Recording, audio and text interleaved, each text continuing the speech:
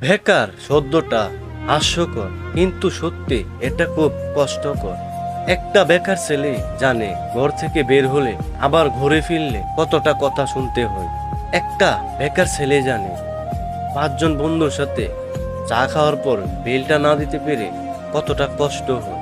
একটা বেকার ছেলে জানে প্রতিনিয়ত কতটা টেনশন আর ডিপ্রেশনে থাকতে হয়।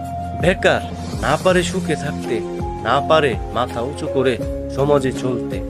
আসলে একটা মানুষ সারা জীবন বেকার থাকবে না, হয়তো সেও একদিন প্রতিষ্ঠিত হবে, কিন্তু এই সমাজ সেটা আজ বোঝে না। হয়তো সময়ের অপেক্ষা। আসলে বেকার হওয়ার চাইতে জোকার হওয়া অনেক ভালো, কারণ একটা জোকারকে মানুষ অনেক পছন্দ করে, কিন্তু বেকারকে কেউ পছন্দ করে না। একটা জোকারের কাছে তার মেয়েকে বিয়ে দিতে চায়, কিন্তু বেকারের কাছে কেউ তার মেয়েকে তুলে দিতে চায় না। ভালো থাকুক সকল বেকারগুলা, যারা সর্বদা পরিবারকে নিয়ে সারাক্ষণ ভাবে আর রাতের পর রাত ডিপ্রেশনেই থাকে।